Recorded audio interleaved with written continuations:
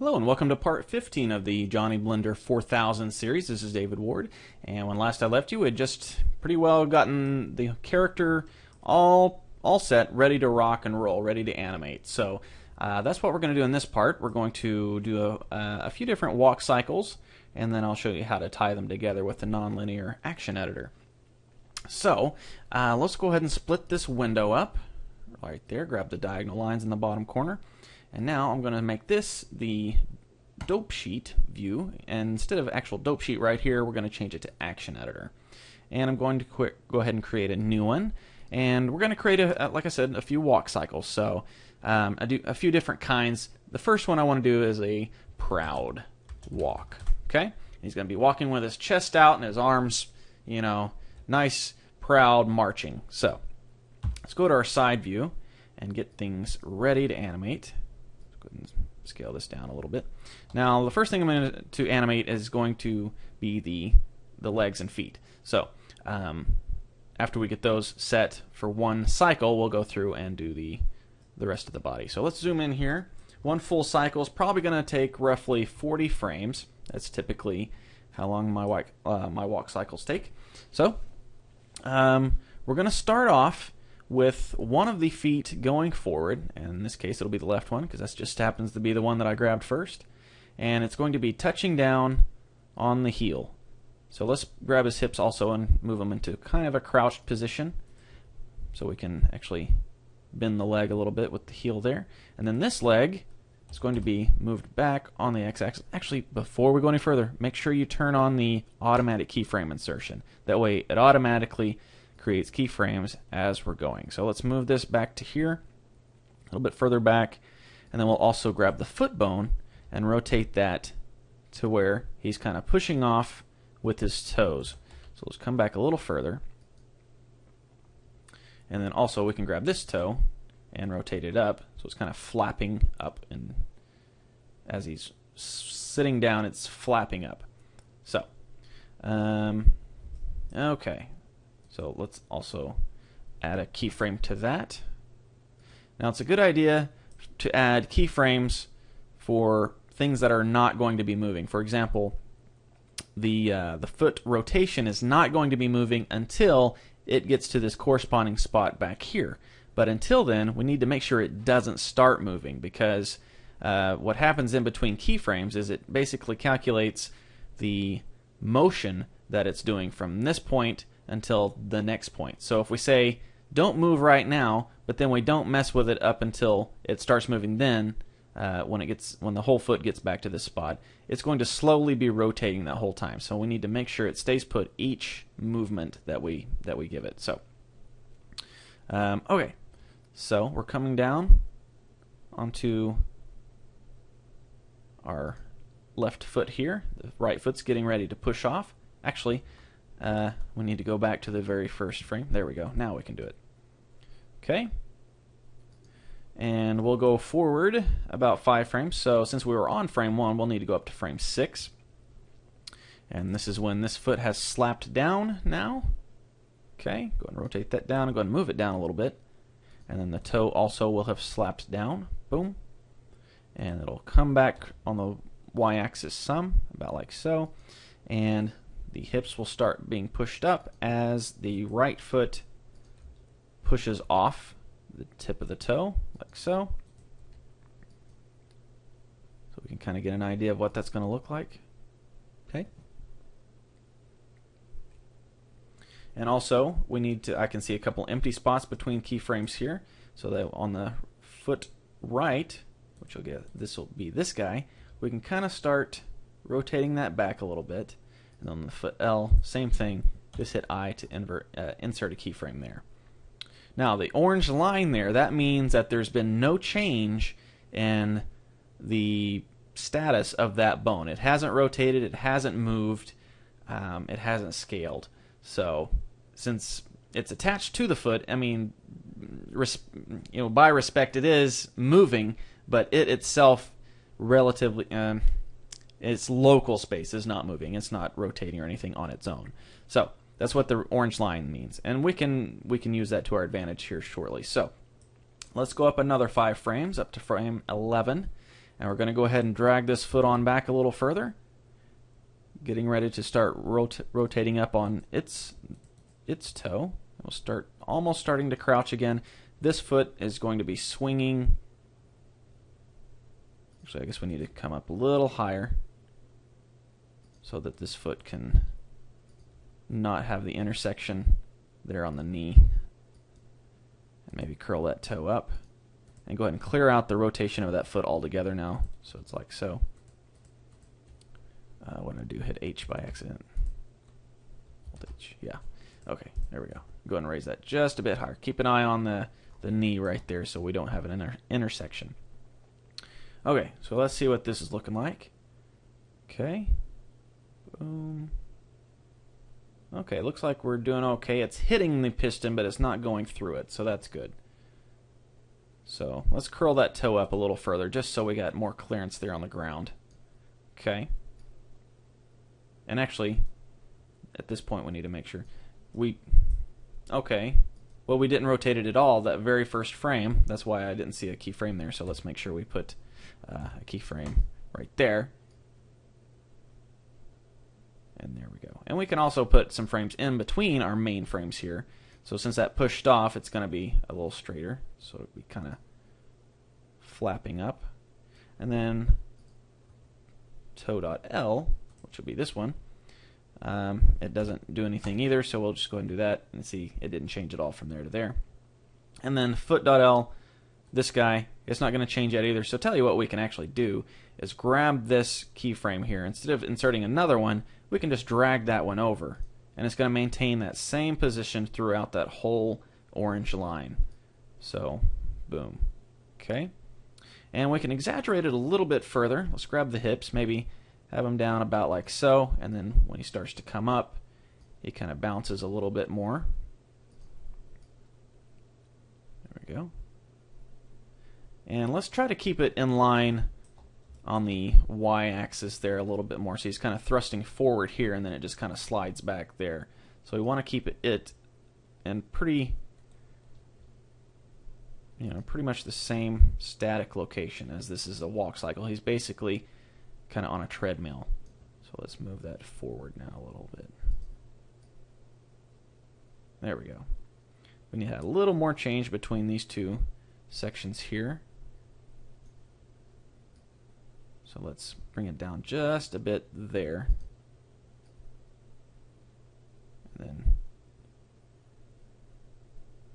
maybe up a little bit there. Just on the z-axis. There we go. Okay. So, 5 frames more up to frame 16. Let's see, can we... I guess we can go ahead and start looping things. So, let's select everything that has been animated, except for the mesh. There we go. Come on, select the right bones. And there. Okay, so what we can do, and also the hips, we can copy all of the frames here, all of the poses there, copy that, and then when we'll go up to frame 16, we can paste the opposite, and it'll be essentially like we're completing the loop, as you can see. So now if we copy these, at this point in time, copy that, go up 5 more frames to frame 21, paste the opposite again, and then do the same thing there to frame 26, paste the opposite. And then finally, we'll copy the poses at the very first frame and paste the same pose, not the opposite, just the same one. And that'll effectively loop our walk cycle there on our feet. Now if I remember I said frame 40 earlier, but sometimes I go by increments of 10 frames rather than 5. So it just went to frame 31. So let's change the whole shebang to 31 frames so we can get an idea of what it's going to look like when we loop. Just hit play. Okay, so I think he's coming down a little too far when he's coming down. So let's edit that so it's not so so visually odd looking. So just drag them up a little bit there. And then, okay, then we can copy and paste the opposite there. There we go. And then paste the normal there. Okay, so now that's a little better. Okay, so let's look see what it looks like. Okay. Okay, that doesn't look too bad. Okay, so I tell you what we're gonna do. I called this one Proud Walk, but I like the way the legs are looking, so I'm gonna use that in the other walks as well. But let's just rename this to Generic Walk. Okay, and then what we can do later is copy that walk and adjust it to match whatever mood he's in. So, okay, so now we got the legs and hips done. Well, I say done. Let's add some fanciness to it. Let's add some sway. So when he's on his he's being supported by his right foot right now, and the left foot, it's coming down, but the support is still on the right for the most part. So let's move it over to the right just a little bit, maybe tilt it just a bit. Okay. Then as he comes over, the weight is shifting to the other side.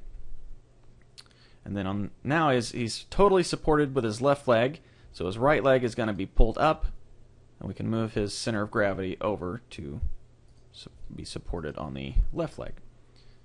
So you can kind of see. Okay, and now we'll copy, like we did before, copy that, paste the opposite. Okay, then there's no change on that frame or that frame, so we'll select this one, copy, and then paste the opposite there. And then again, copy and paste standardly. Okay, so there we go. Got a nice little swaying walk there. Looks a little more natural that way, huh?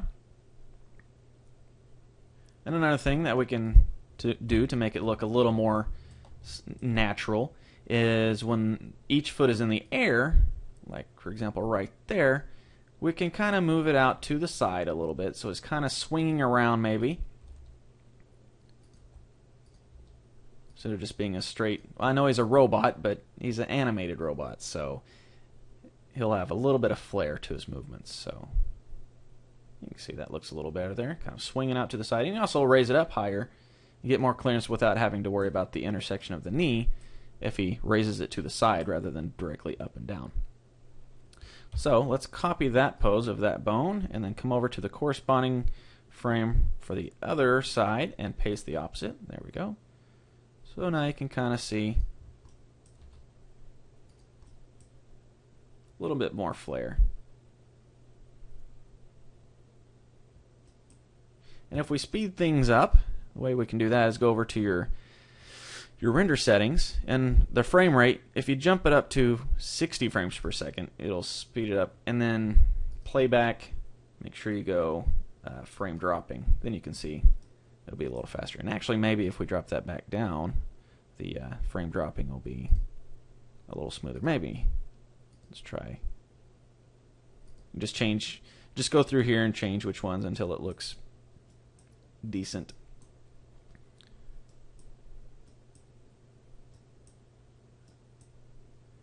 Okay, I like that, but there's still something off with it. I think maybe the feet themselves need to be turned out a little bit as he's walking on the ground as well.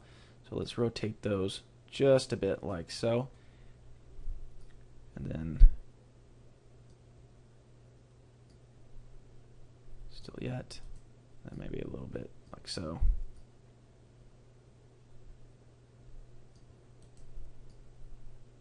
Not quite bow-legged, but, you know, a little bit of difference. It might help make it look better. Okay. So, let's select both of those feet, and let's just copy across so we don't have to sit there and rotate each one again and again. So copy that, and then paste the opposite. There we go. Copy, paste, copy, paste. And finally, copy and paste normal. There we go. So now, should not look quite so robotic.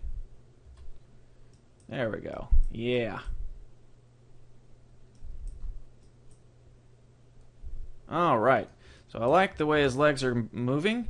Let's go ahead and move on to the hands and have those swing alongside.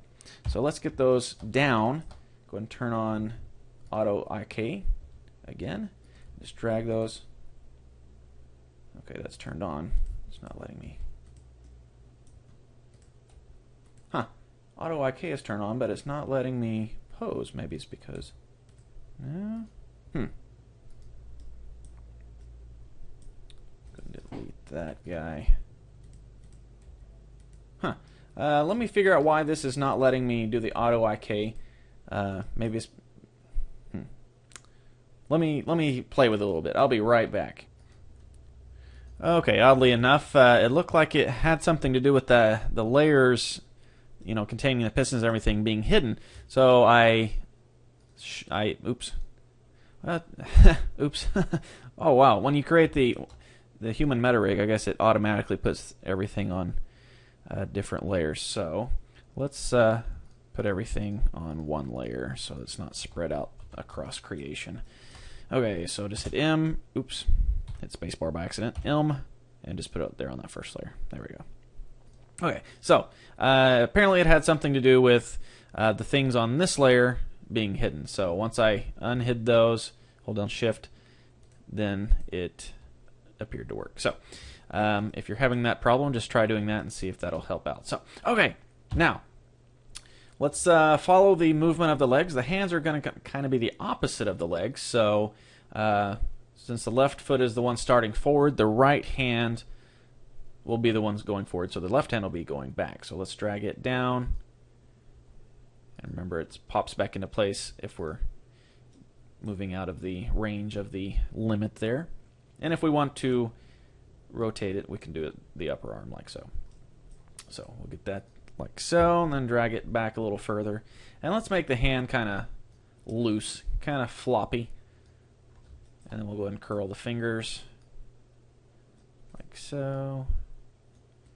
And the thumb as well. Maybe even close it down like that a little bit on the whatever axis that is. Probably, excuse me, probably the Z axis. Yeah. Okay. Let's flop it back a little further and do the same thing. Tell you what we can do just to make things go a little faster. Select all the bones there in the arm. Pardon me, and the fingers. I've been drinking coffee. It keeps making me hiccup. Okay, and then we can just copy and paste opposite. Now it's going to put it back there, but that's fine. We can go ahead and hit Control-3, go to the right side view, and we'll go ahead and drag it forward. And go ahead and flop the hand up this time. And then let's move the chest to where it's kind of reacting opposite of the hips. So the hips are kind of turned or tilted to where the left one's up, or the left leg is up. And also, you know what we can do? We can rotate that to where it's kind of forward with the leg. And I know what you're thinking. Why didn't you do that when you were doing the legs before? Well, animation's not really a linear thing. You can tweak it here and there as you're going throughout the whole thing. So let's go through here and start changing these as they go. Actually, let's copy this pose and then come over here and paste the opposite. There we go. And then this one we'll copy and paste the opposite on this one. And finally, remember, copy that and paste the same thing. So there. So now the hips will move more in orientation with the legs. Okay. Now let's do the same thing with the chest. Go back all the way to the beginning and let's have it rotating forward like that. And maybe to the side a little bit. Okay, so it's going to have a little bit of a strut. And then we'll come to the next 5 frames later and we'll start straightening it up, kind of like the hips are, like that maybe. And then this arm here, go to our side view, or Control-3, so it's the right side. And just, since we have the Auto IK turned on, we can just grab the hand and kind of just start moving that back. And it's still flopping, so it's going to be on an arc, and then as it slowly gets down towards the side, it'll start flipping back, and it'll be like the hand on the other side. So now, go to our left view, 3 on your numpad, and we'll just start dragging this forward. Maybe the handles kind of start straightening up. Okay. There we go. And then 5 frames further. Hand's going to come up a little further, like so. And then the other hand, Control 3, grab that one. That one's going to start flipping back, like so. And then 5 more frames will complete the cycle. So we can start copying now.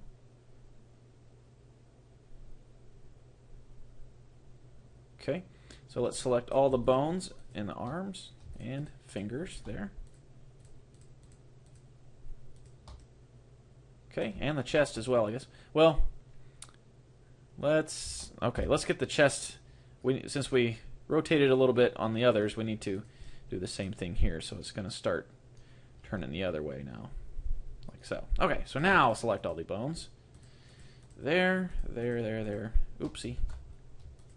There, and there. And go ahead and select the chest as well. Okay, so we're going to go back to frame 1. Copy all that, jump up to frame 16, paste the opposite. Right, okay. And then go to frame 6, copy, frame 21, paste opposite, frame 11, copy, frame 26, paste opposite, and then again frame 1, copy, and then just paste directly. There we go. So now we can see his arms and chest and everything swaying as he walks. That's a pretty decent walk cycle. And turn off the layer that has the armature on there so we can see what it will look like in animation. So that's pretty nice, I think. Hand's kind of floppy. Could probably flop a little more, but I think that works. One other thing we can do to make it a little more cartoonish is right now the head is pretty well stock still. I mean, it's moving, but it's only left and right. It's not flopping at all. Let's make the head flop some. So we'll come here, turn that layer back on, and go ahead and flop it to the right. Maybe rotate the neck as well, just a bit, like so. Okay. And let's scroll up here to where we have the neck and head in the view here. Go a few frames forward. And since it's going to flop, this will be the point where it's kind of bending out. The weight is keeping it down, so then by the time it reaches this point, it'll start straightening up and going towards the opposite side. I think that might work. It might be a little too exaggerated. Maybe.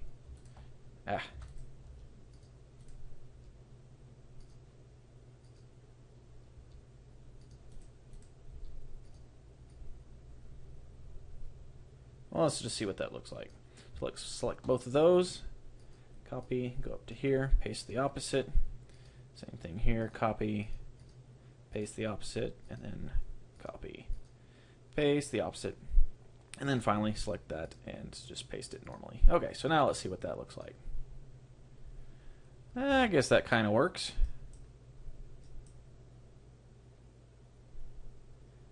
Turn that layer off.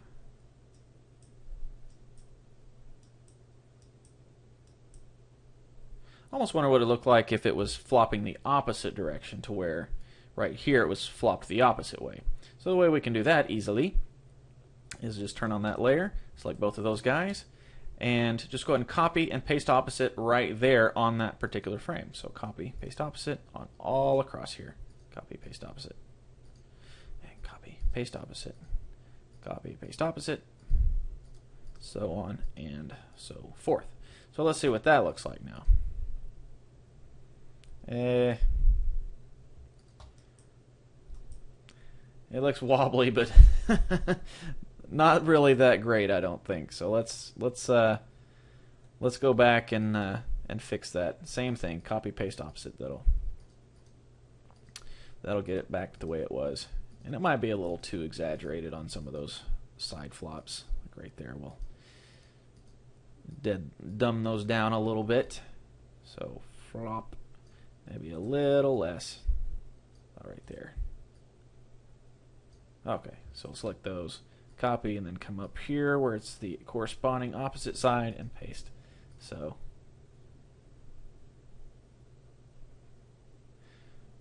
okay, so let's see what that looks like.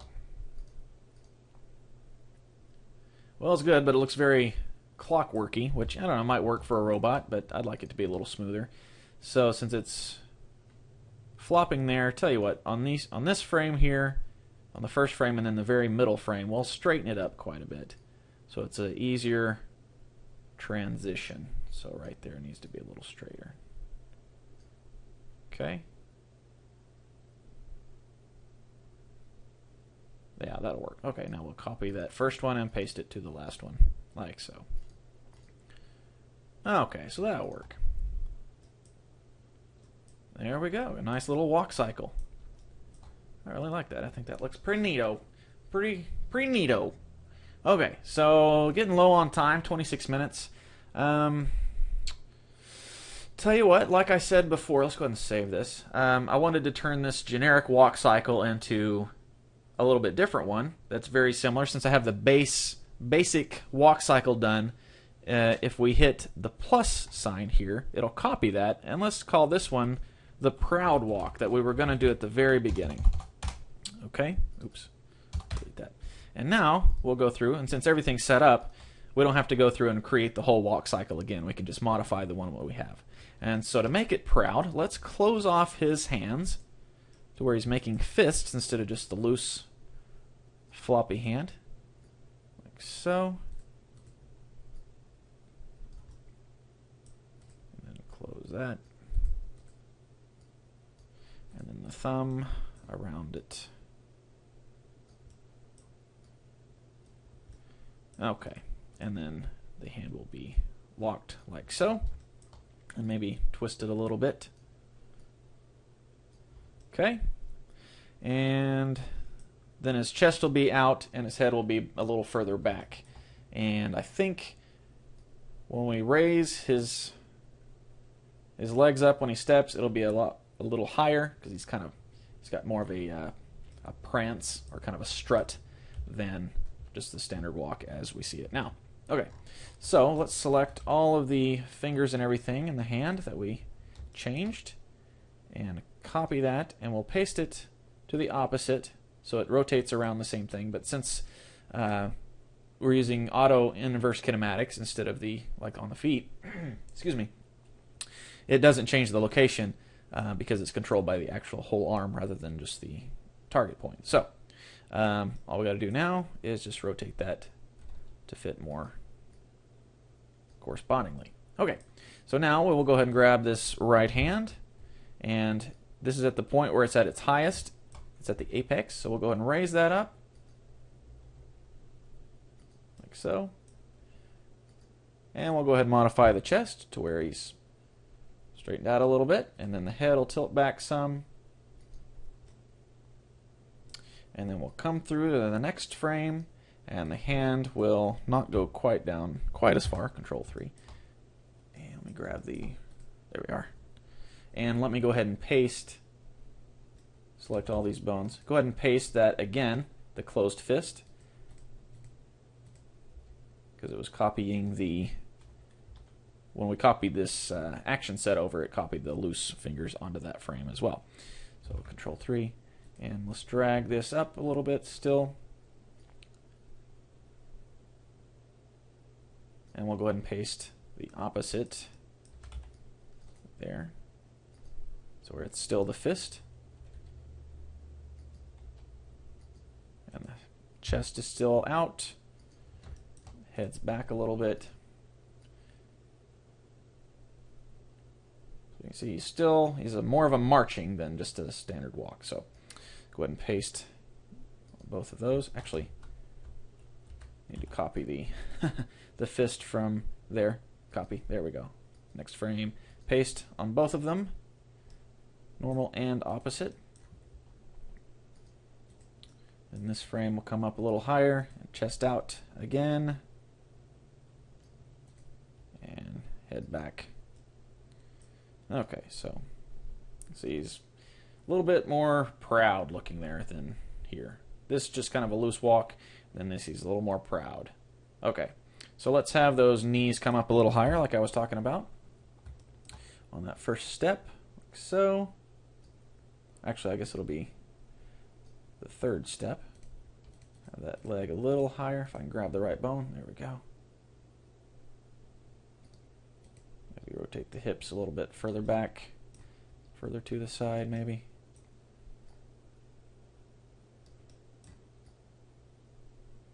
Comes up pretty fast, so I'll tell you what, let's have this one pushing off a little further, like so.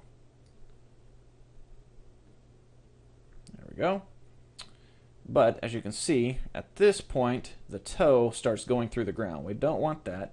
So let's grab that toe, rotate it a little bit, and then let's go in between the keyframes right there and make sure it stays on top of that green line, which is essentially our ground surface. So there we go. All right. So we got the half done. Now we just need to copy everything over to the opposite side. So we'll just tell you what, just select everything. Well, no. We just want to select everything that's actually animated, so we don't want keyframes in there for like the upper arm and things that aren't moving at all. So let's select the hands and forearms.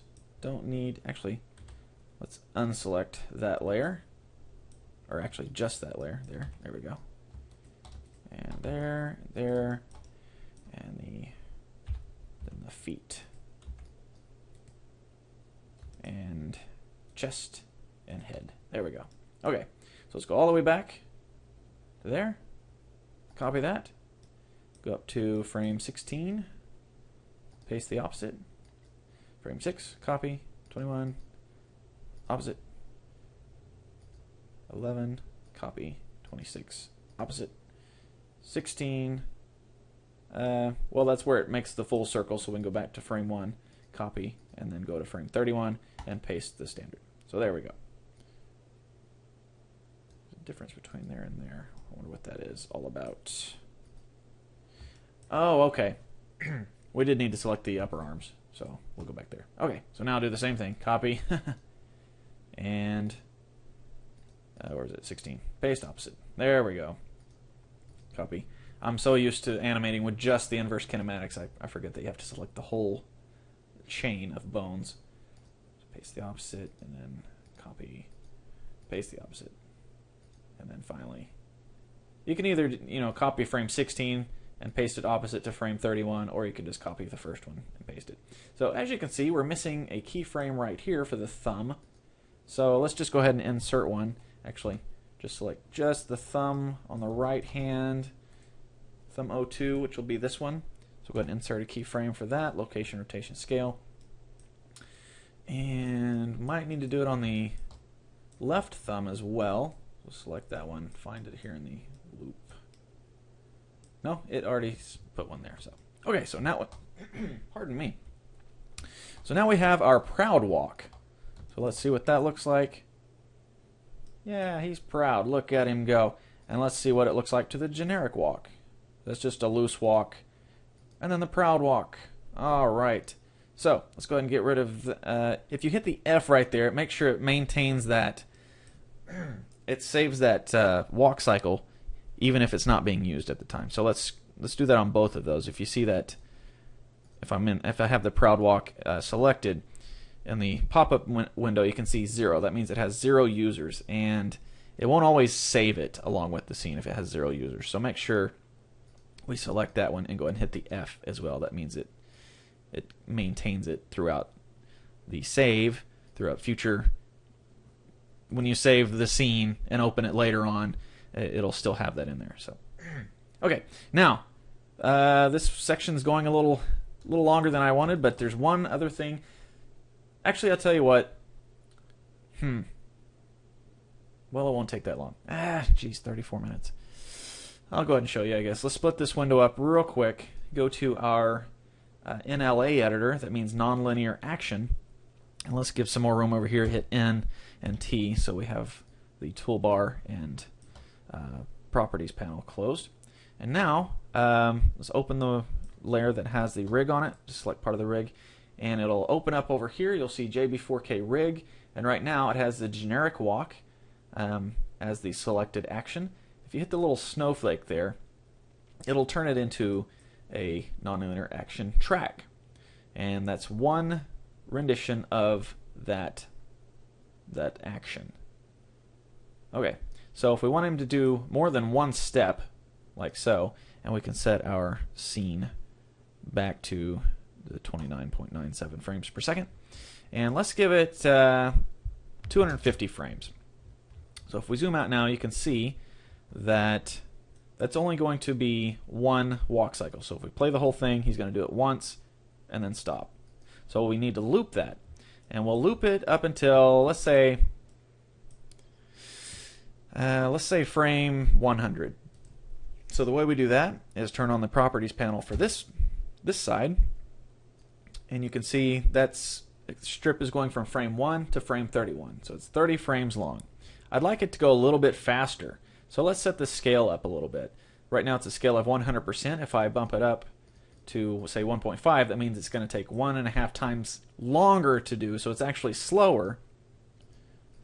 So you can see it's even slower now. So if I set it to half time, well, 0.5, that's 50%, so it goes twice as fast. So that might be a little too fast. But let's make it 0.75. So that'll be 3/4 as fast. So there we go. And the way you loop it is right here. It says repeat. Right now it's only going once. So if we make it repeat, say 5 times, you can now see how long it's lasting up here in the strip extends. Now it's going from frame 1 to frame 113. And that's about right. I said frame 100, but I will throw in the proud walk in there, and we'll need to have a little bit of time to blend into that. So that being said, let's add the proud walk in. We're going to add an action strip, and we only have 2 to pick from, so this one we'll go ahead and say proud walk. And when you add something in there along with another one, it automatically adds blending in and blending out. I don't like that, so I'm going to uncheck that and go ahead and zero all of those out. You can drag it as far as you want. Right now it's negative 10,000, but as soon as you let go, it'll go ahead and put it back to 0. So right now we have that proud walk there starting at frame 34, because that's just happened to be where time slider was when we inserted it.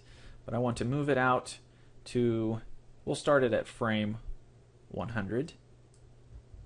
And then that automatically added the blend in and out again, but that's fine this time because it'll blend in as the generic walk is stopping. The proud walk will be starting. So let's have it repeat a few times. I'll say 5 times on that one as well. And let's set this one to be scaled at 0.752. Okay, so now you can see we're going from the generic walk, and it fades into the proud walk. But it's off a little bit because he kind of does a stutter step right there. So you can see he kind of does a stutter step. So tell you what, let's move that to where it's more in line. You can see the white lines, and those are what designate where it repeats. So this is one cycle, and then it repeats to a second, and so on and so forth. So if we line that white line up with the very end of the original generic walk, it should be pretty close to the transition. So if we just hit play, we can kind of see a seamless merge into that.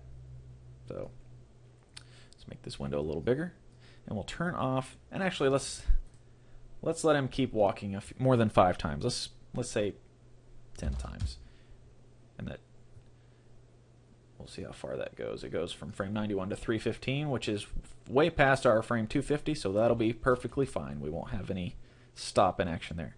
So if we turn off the layer that has our rig on there and back up to the beginning, see he's doing his generic walk, and it blends into the proud walk. So there you go. Maybe he's sad, and then he just had a happy thought. So yay! So anyways, so that's how you do a couple of different walk cycles and then blend them together in the nonlinear action editor. So sorry, this part took a little longer than usual, 40 minutes versus the standard 20 to 30. But I think we covered some good material here, and I think I'll call it done. I was going to add a couple of animations, but I think those cover it. And any other poses and things like that are pretty much the same thing. You just use the keyframes and make sure you create a new action for whatever you're doing. So, like I said, that's going to be it. Thank you for watching this series. I had a lot of fun making it. I really like this guy. I wouldn't mind having a face that could be animated, maybe with rubber, kind of like the sleeves and things between the joints to make it flexible. But in any case, I think that's a pretty decent little robot guy. So hope you had as much fun with this series as I did. I really appreciate you watching it, taking the time to take a look at it. And all that being said, again, thank you for watching, and I'll catch you next time.